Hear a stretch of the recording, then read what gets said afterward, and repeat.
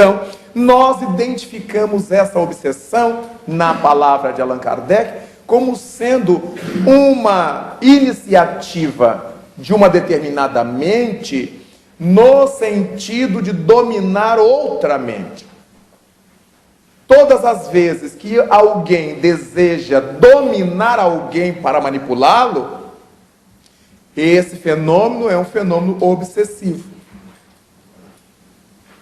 Não se trata da obsessão da psicologia formal, a ideia fixa que a pessoa tem, que a psicologia chama de obsessão. É uma obsessão em que alguém deseja perturbar a liberdade de outro alguém.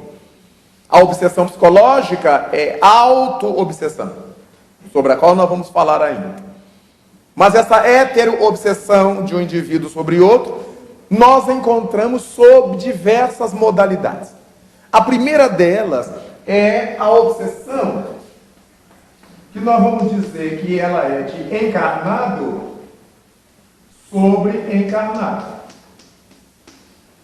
Gente viva, supostamente, sobre gente viva, supostamente. Mas como é que pode? Claro que pode. Existe uma força tenebrosa entre nós que se chama ciúme. E quando uma pessoa tem ciúme, ela deseja se apoderar da criatura sobre a qual ela dirige o seu ciúme. Nós temos ciúme, os mais comuns, de homem para mulher, de mulher para homem. Marido e mulher, mulher para marido.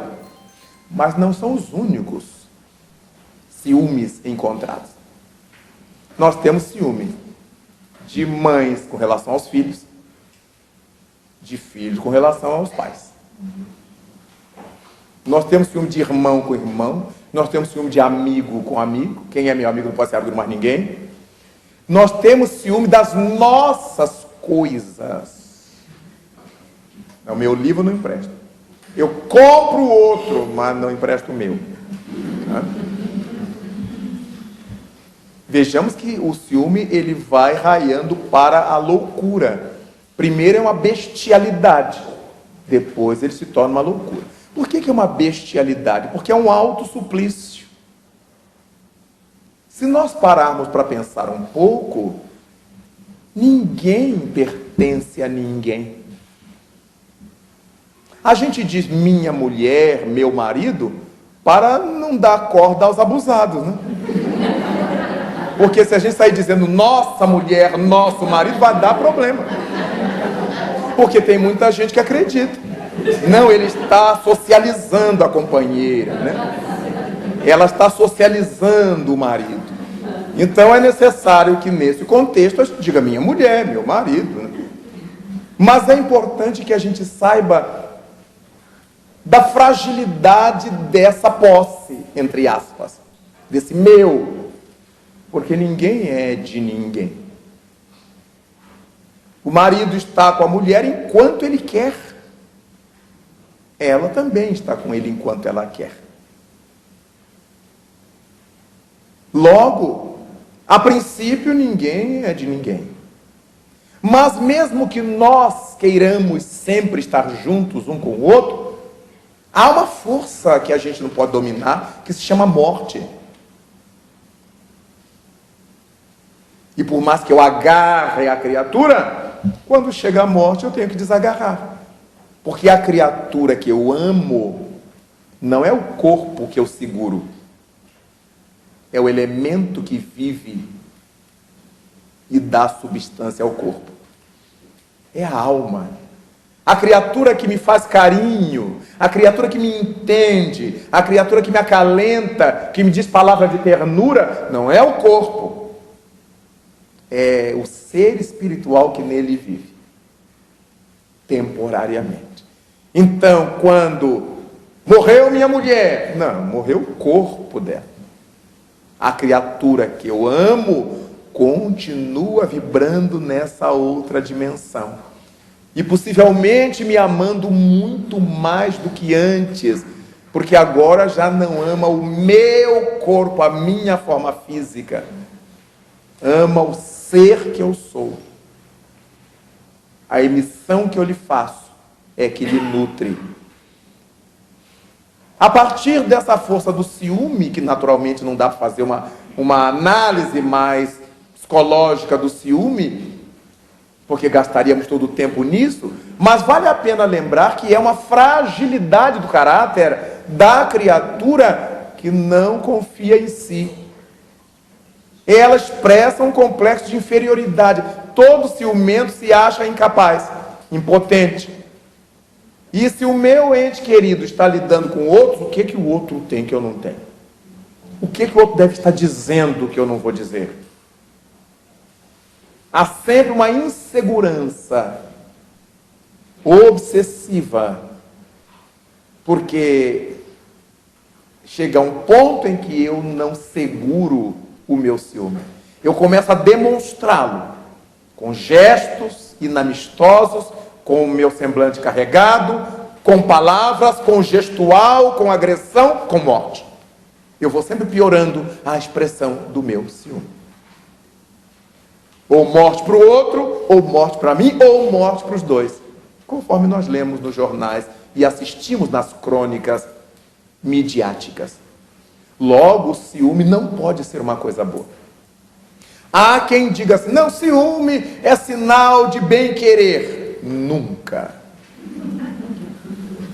Porque se eu tenho ciúme de minha mulher, eu não confio nela. Se ela tem ciúme do marido, ela não confia nele. Então não é bem-querer. O bem-querer, eu vou gostar dele ou dela comigo, ou como dirão os brasileiros, semigo. Quando nós gostamos de alguém, a gente gosta do alguém, esteja ele ao nosso lado fisicamente ou não esteja. Mas é um tipo de sentimento muito avançado para as pessoas banais que a gente faz força para ser.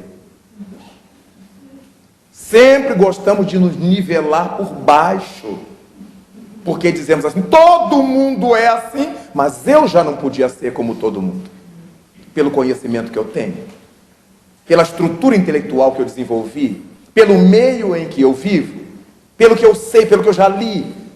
Por que eu quero me nivelar por baixo? É outra fragilidade.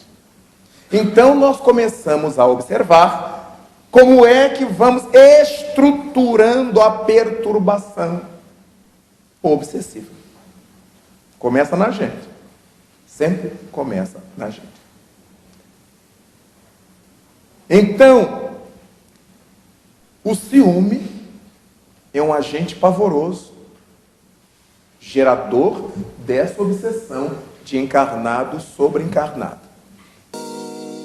Ao longo da jornada como espírito imortal, o ser humano vivencia uma tensão constante entre as forças do bem e do mal, que se manifestam no íntimo da própria consciência, como bem destacou Raul Teixeira nesta palestra. Essa polaridade interna reflete a dinâmica viva da psique em amadurecimento, onde impulsos primitivos coexistem com aspirações superiores. O espírito encarnado, herdeiro de experiências milenares, carrega conteúdos inconscientes, desejos não elaborados, traumas não redimidos, tendências ainda por sublimar, que afloram como conflitos interiores, exigindo constante vigilância emocional. Criado simples e ignorante, traz em si todas as potências latentes para o bem, que devem ser desenvolvidas no campo da experiência. O mal, por sua vez, se traduz como a expressão da ignorância, da imaturidade moral e do ego ainda prisioneiro do orgulho e do egoísmo. O Espiritismo propõe, como tarefa primordial, a reforma íntima, convidando o ser humano à reconciliação com sua sombra, convertendo dor em sabedoria e imperfeição em virtude. Cada existência carnal é uma oportunidade de autoconhecimento e de reparação, em que os desafios do mundo exterior refletem os movimentos profundos da alma em processo de purificação e integração. A luta entre o bem e o mal se dá na profundidade da consciência, onde o ego é ressignificado e o amor se revela como expressão da lei divina.